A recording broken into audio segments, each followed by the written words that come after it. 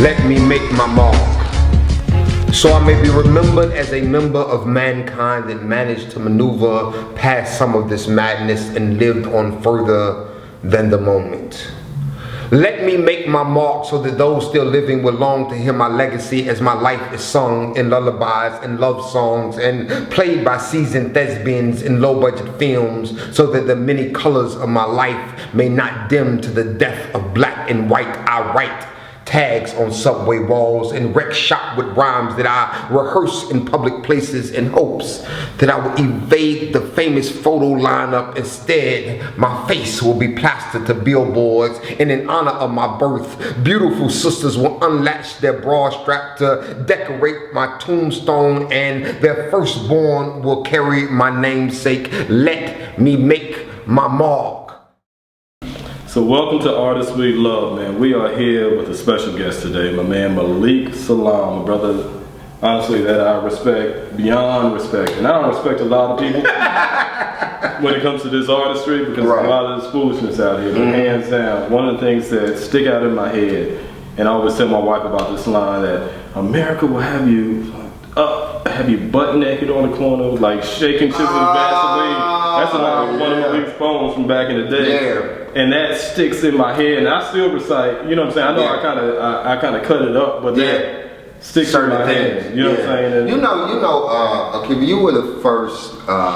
You along with Andre Leck, aka Drez the Beatnik, were the first people to ever give me a show in Atlanta. The year was 97, maybe 98. It gets kind of hazy after 14 years or so, right? So the first time I remember performing, there used to be a club called the Mecca over there on Peachtree, right under the Wu-Tang store, right? And most folks ain't even gonna remember that. Most people ain't gonna remember that. And that's when the Mighty I Am, Christopher's son, and Kimani, we have a long history of like artists here in Atlanta who came up together, right. And they were powerhouses at that time. And they ran the Mecca. It was every Tuesday. I can remember that's where the first time I saw Big Rube on the mic, and I got up. And the first time I got up, I read a piece, and I was thinking, when I come back next week, I'm gonna have this memorized, because everybody had this, the memory, it was going hard. And I remember seeing you, and I saw V1, who was part of Four Kings, who was hands down probably the most amazing poet I had ever saw. And so I'm watching this thing go down, and the next week I get up there and I do my poem, and you're like, yo. I get off stage and everybody's clapping, and you go, and you give me a flyer. I still remember the flyer. It was a red flyer with a brain on it. And the name of the show was Brain Food. And y'all were having it at Edgewood. Over in Edgewood, there used to be a place called the Living Room. And there was a cultural center in the back of it. And that was my first performance. And from there I was like, I ain't got booked for a show.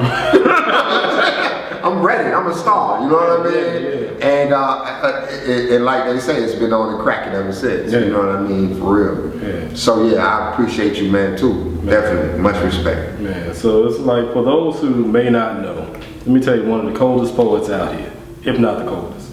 You know what I'm saying? Not the coldest. That's a tall order. I mean, you bring that. There's some great ones out here now. But you bring yourself that included. Yeah, I ain't too bad. It's like you said, the Legion of Doom. Yeah, you know what I'm saying? But let's talk about your transition from just being the wordsmith poet to where you are now, for those who may not know. Well, of course, it all definitely started with poetry, but I've always been into literature and storytelling. Right. I think that is something that is just naturally mine. I think when I leave here, what I want my tombstone to say is master storyteller, because I'm not really involved or as concerned with what medium I use to tell the story. I just want to tell the story. Right. So when I started in poetry, I got to a point where I felt like I hit a glass ceiling, right? Because historically speaking, poetry alone has never paid the bill. Right. Even the great poets we know, the Nikki Giovanni, they're speakers and playwrights and activists, and they do so many other things.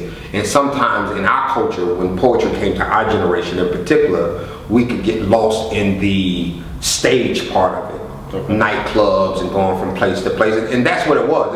It was basically, we were poets, but we were rock stars. Right. You know what I mean? Like, I've been in cities in Augusta that I'm pulling up in a limo to do poetry. You see what I'm saying? And that feeds the ego in a certain way, and you can get trapped right there. But that wasn't my thing. You see what I'm saying? Even though I was king of the standing ovations, and I love to.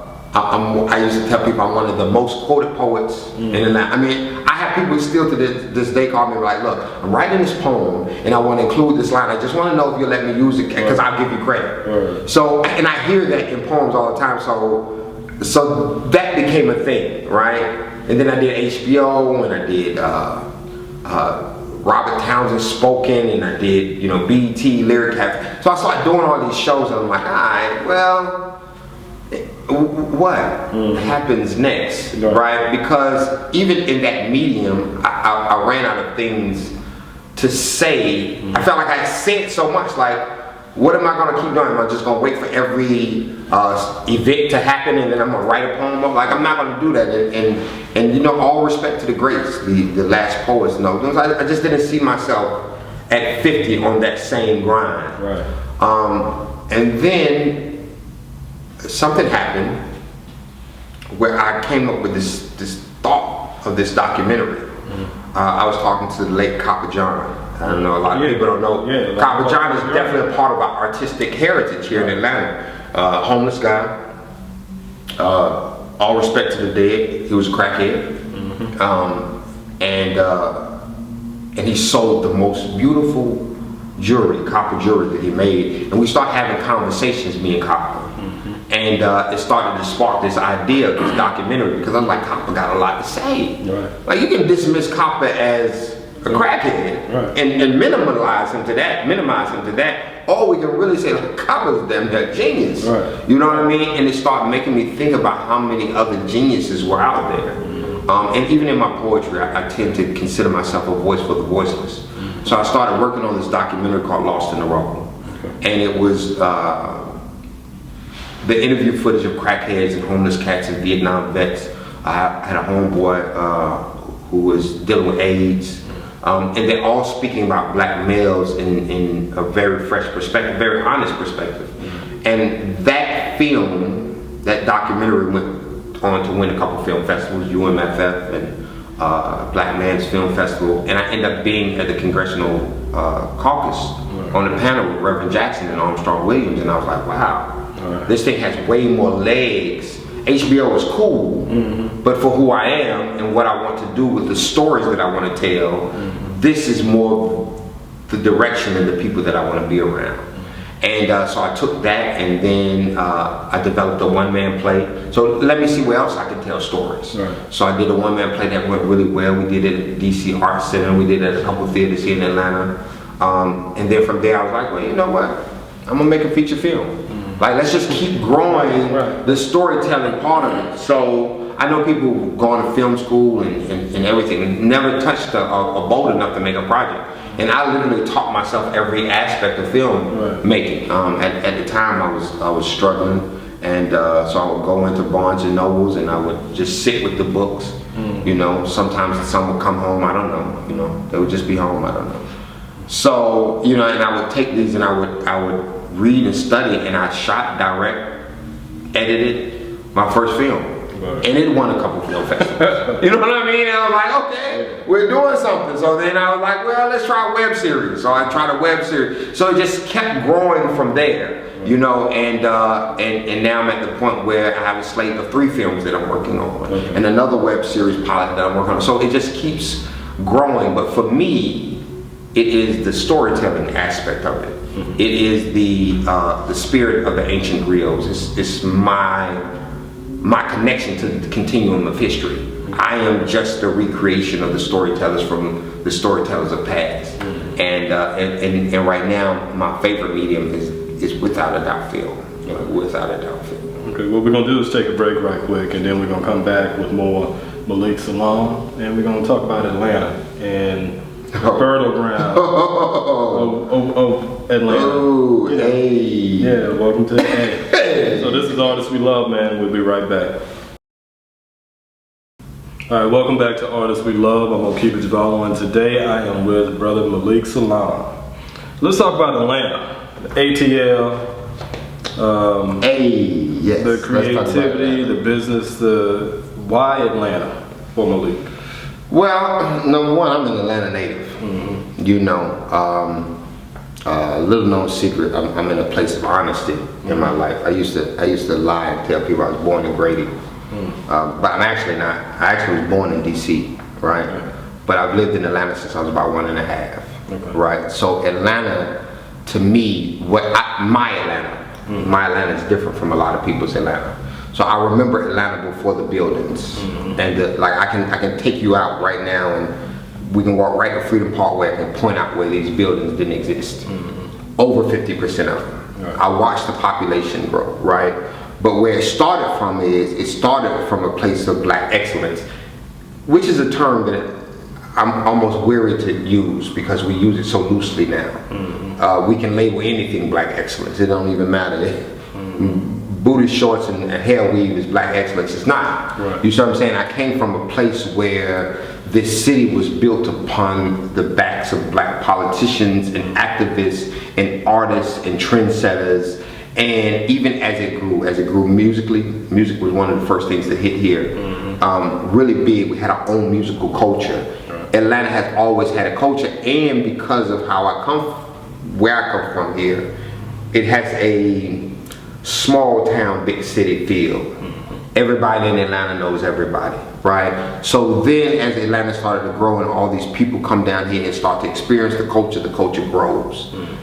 The gift and the curse, right? Because it gets so large, right, that now people can come in and pretend, Right. which is a problem. But the purity in what is authentically black is still here. And to me, that's what it is. To me, Atlanta, it doesn't matter how much we gentrify neighborhoods and rezone voting and whatever we need, they do, you know, to try to regain some type of control from their great white flight that happened in the 80s, and now they're back and they want their land. Atlanta still maintains its identity, to me, as a black city, as a black Mecca. And with it being a black Mecca, we cannot have a culture without the arts. When you go to war, you take over a country, the first thing you do is you kill the philosophers, then you kill the artists. You got to get rid of them because they dictate the culture. So for me, Atlanta sometimes doesn't even live up to its full potential, because what we should be is just like we're a hub for black business and black politicians. You know, my whole life I've never even seen a white mayor. I mean, that's a big deal in a city. So for us to have that type of legacy, the arts should also be at the forefront. And a lot of times I think we fall short on that. But why Atlanta for me? Because when you say Atlanta, you say black. Like, I mean, you know what I'm saying? It really boils down to just that simple. When you say Atlanta, you think black. The first thing you think about, there's a gang of black people down there. You know what I mean? And I feel like I'm part of it. I feel like I was in the beginning stages of a lot of things that is Atlanta. You know what I mean? And I want to be on the end of that too. When the story says the end, I want to be there as well. How do you think Atlanta influenced your artistry, and at the same time, I say influence, man, and just to throw something out, I remember when I left Atlanta, you know, when I was tired because I felt like I was being suffocated. But the learning ground that we had at that point in time, I said, man, I'm gonna go to New York, I'm gonna go to Philly, I'm gonna go to DC, I'm gonna go to, and when I got on the mic, I was smashing everybody. Still sharp and steel down here. Yeah. Still sharp and steel. That's a very important thing to point out, that because Atlanta is a city, has turned into a city of implants, of people who have migrated here for their dreams, and they've chosen Atlanta as the hub. The weather's better than New York. The price, well, at one time the price to live here was better. At one time the price here to live was better, but it's still better than a New York or LA, right? And then you're around your people in the Southern hospitality. You know, it's disrespectful to walk past somebody in the South and not say hello, how you doing? You know, so that type of culture, people come down here for that. So with so many people coming down here, vying for that attention, fighting for that little small amount of attention, it forces you to have to stand out. Right. Because at any given night, and you know this from when we came up, we would go to the Yin Yang Cafe, and at any given night, India Ari, Donnie, Shade Tree, We One, Malik, Salaam, Kimbo, Tom, Faham, whoever was up on that stage, and everybody wanted to walk off that stage and be the person that is remembered. Right. You see what I'm saying? And I remember talking to a friend of mine, John Good, and he was talking about his book, and he did he has this wonderful book of poetry and called Conduit, and he goes to the Colin Wall to do a reading with some other authors, and he was like, "Lee, I'm telling you, I'm coming for the head." I was like, you know, this is an artist reading. He was like, yeah, that's how they think. Yeah. How we think is, I'm coming for the head. You see what I'm saying? And later on when we talked, he was like, I end up selling, they told me I sold the most books in the history of this reading. And that is because we come in there with a kill or be killed from, and it's a healthy competition because we also have been there for one another. We have also shared resources and talk, and it makes it a tight-knit community of people who are all trying to kill each other. You know what I mean? It's like, like you don't, but hey, you don't, and I'm not gonna kill you behind your back. You know, a sucker's way out of distilling. Mama said, always look a man in the eye before you kill him. Right. I'm gonna dap you and show you love, but I'm gonna slaughter you on the stage. You see what I'm saying? And that's one of the shining components of what makes me me. But then coming from old Atlanta, right? I come from a real southern slick talking part of Atlanta, you know, where you know the Sir Charles era of Atlanta, where although it's grimy and it's something we don't want to talk about, you know, we got, you know, our old mayor like Uncle Bill, and you know, we connected to people like Mike Child. You know, we have a rich history here. You see what I'm saying? And these smart black people, you know, learn how to manipulate the language in a way that they can present themselves to the who's who of society. You know what I mean? So all of that in it, you put that in a bowl, and you have this wonderful salad of Malik Salaam and his art and city slick talk and you know. I was born and raised a Muslim, so I'm in this Atlanta Muslim community where the brothers push you to be strong black men. So you start mixing all those things. Atlanta has influenced me greatly. I mean, I can sometimes I can go for hours, man, and just talk about Atlanta.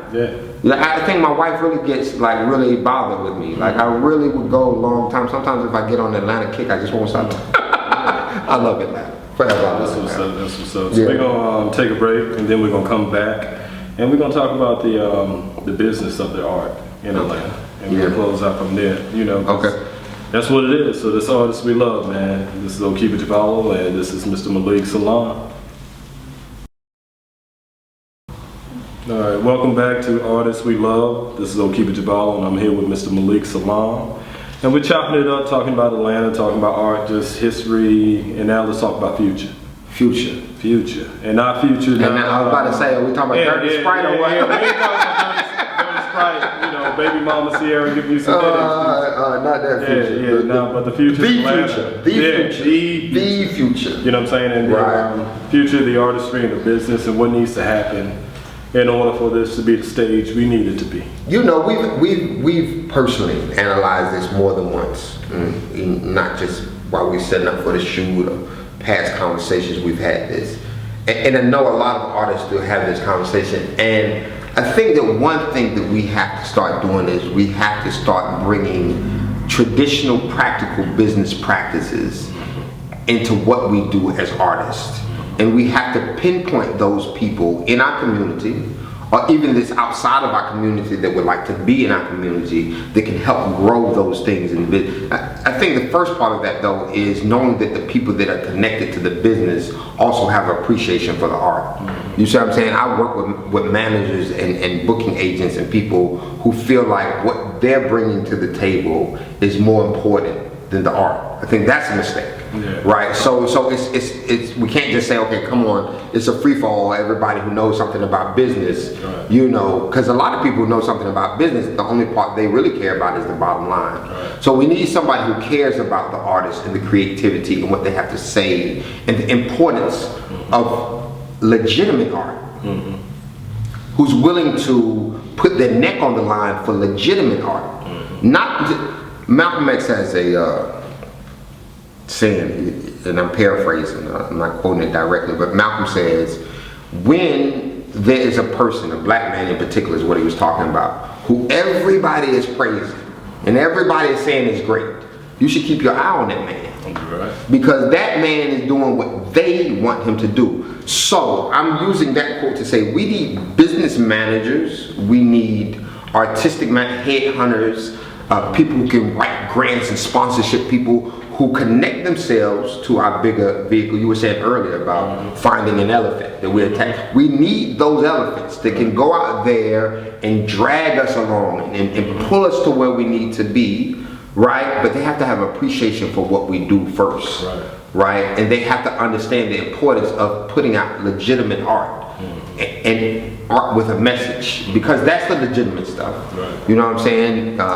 Nina Simone says that an artist's responsibility is to reflect the times, but it's not just a reflection as in, you know, so everybody's pants is sagging, so. You know, my pants are sagging. That doesn't do it by itself. You see what I'm saying? It has to reflect the times, but it has to examine the times. It has to build the time. It has to make the times evolve. It has to be the voice of the culture, but it also has to be the building blocks of the culture. You see what I'm saying? And we need people who can legitimately put out legitimate art. I think that a lot of times creative people, we're creative. You know, and it loses there. And I think, and we need supporters. We need legitimate supporters, not just each other. You know, we need people who can see what we have and know that there's something to cut a check for. A lot of times as black people, we don't support even our children in the arts. We don't support arts in our school. We don't understand how important this is to the very fabric of who we are as black people.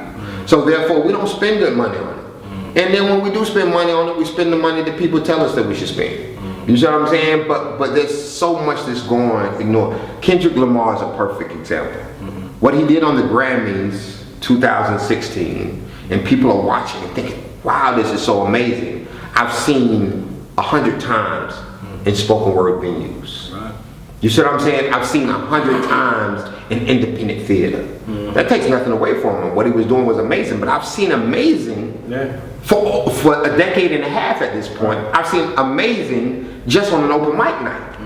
You know what I mean? But there is nobody telling these people that that's amazing. So therefore they're ignoring it and what we need is the people who can push it out there and tell people, look, this is really what's amazing. And sell it for us, and we need to unify. We're not unified. Atlanta's never been unified though. Let the truth be told. Atlanta's always been a cliquish place. You can know of people and not know them because you're not in that clique. You see what I'm saying? And we have to get away from that divisiveness in art. We have to come together. I think I'm seeing more of it now, but I'm also seeing people get older. So when you get older and you start thinking about your mortality, you start thinking, well, you start connecting this thing.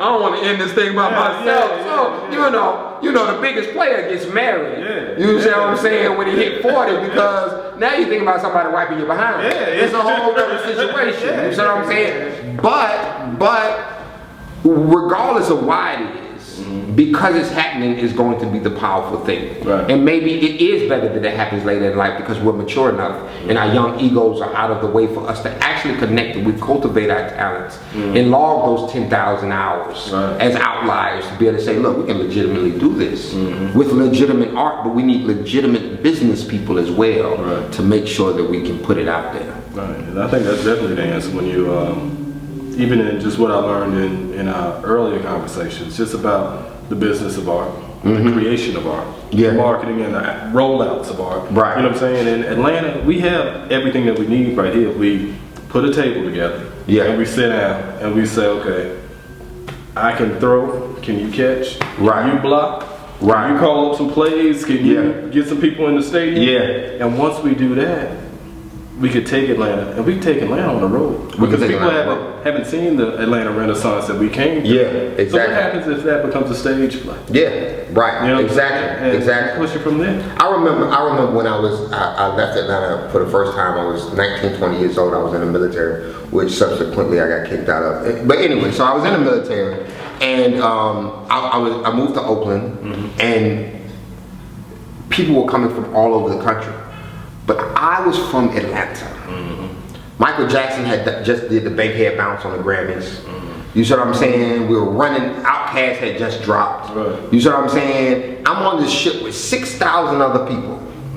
I'm maybe the most important person on the ship because I am from Atlanta. Freaknik was still popping. You saw everything that was going into the making Atlanta, it was nothing. When I came in, it was like, hey, you from Atlanta? Yeah. What it be like in Atlanta? Like people want to tell me them stories to the point that sometimes I'll have to make up something. Like, yo, well, you know, Atlanta, we do this. I don't know. We do it. You know, but I'm just saying to say that what is Atlanta is marketable, right? Even if you're not from here, once you're here for a certain amount of time, you become part of this fabric. You become part of the bipolarness of the weather and the, you know what I'm saying, and the beauty of the women and the strength of the arts, and all of these things become part of you. You know what I'm saying? It's nothing for you to sit down in a restaurant and look around and it's black faces. That does something to your psyche, and to be able to go out there and sell that. And I'm not afraid to use that word, to sell that to other people, I think would behoove us greatly. You know what I mean? Yes, indeed.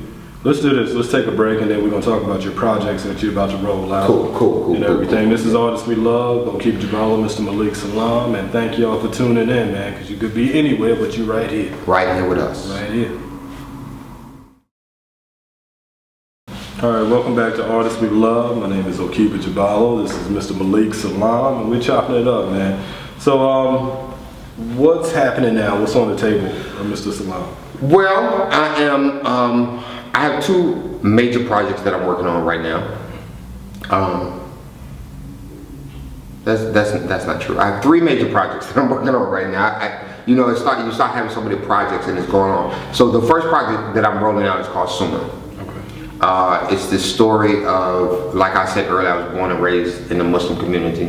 And that community extended, although I was from the Atlanta Masjid, which was on the east side of Atlanta, my relationships extended to the West End. And the West End community, when I was coming up, was under the tutelage of Imam Jamil Al-Amin, who has been wrongfully accused of killing two deputies and convicted a modern day political prisoner. We always talk about the Geronimo Pratts and the Matuda Shakurs and these people, but we have in our history a modern day political prisoner. And but in that there's a story about these young black men who guard their community, and sometimes in not the healthiest way. So I have this book called Sooner. It's actually an adaptation from a screenplay for the movie, so I'm using the book as a fundraising vehicle. But the story is beautiful and the novel is really good. I'm rolling that out in March, the end of March. And we have a whole theatrical book release that's going to go behind that. I'm also working with the Hosea Helps Foundation and a brilliant filmmaker named Ed Silvera. And we're putting together a multi-narrative piece. So it's 3 short films that make one film, interlocking narratives, or multi-narratives is what it's called. And it's about homelessness. The first component, we actually have a shoot in a couple weeks, and we have some really great talent attached to it. And it's attacking homelessness, and a big portion of the proceeds from any monies that the film raises will go towards the Hosea Helps Foundation. And the last project that I'm very happy and very excited to work on is with my wife. She's working on this book, Kim Salaam. Kim Salaam is a brilliant writer, and it's called Proper Folding. And it's a novel that she's working on, but we're going to take the first chapter and turn it into a short film. So those are the projects that I'm working on currently, and very, very excited about them. Cool. I mean, that sounds great, man. Yeah, man. Yeah, I'm excited about them. So where can people find you? I'm on Facebook. Of course, I'm on the book. I'm revamping my website. Okay. So I would love to be able to send people to a website, but social media is there. You know what I'm saying? And Malik Salaam, that's MALIK, 2 A's and an M. Okay. It's on the screen somewhere. So yeah, definitely, you can definitely find me on Facebook. And Suna has its own page, and Brown Bread, which is the name of the project, it has its own business page. So I'm definitely around. I'm Googleable. That's the new phrase. Yeah. I saw it on the Real Housewives, so I know it's real. Yeah. I mean, I'm Googleable. Okay, all right. That's what's yeah, so we are closing out, man. Once again, thank you. I appreciate you having me, brother. Definitely. I appreciate it. Definitely. And it's one of the greats, hands down, man. And support them. You know what I'm saying? This is about black art and supporting black art. And I don't mean just like for this right here. I mean digging in your pocket and paying full price for whatever it costs. So not the homie hookup, the brother hookup, the sister hookup. Pay full price. Because you pay full price for Will Smith and folks who you don't know. Right. So let's pay full price for the people that we do know. For the artists that we love. Right. So I can love you back. Yeah. So I can love you back. Amen. Amen. All right. Later now. That's what's happening.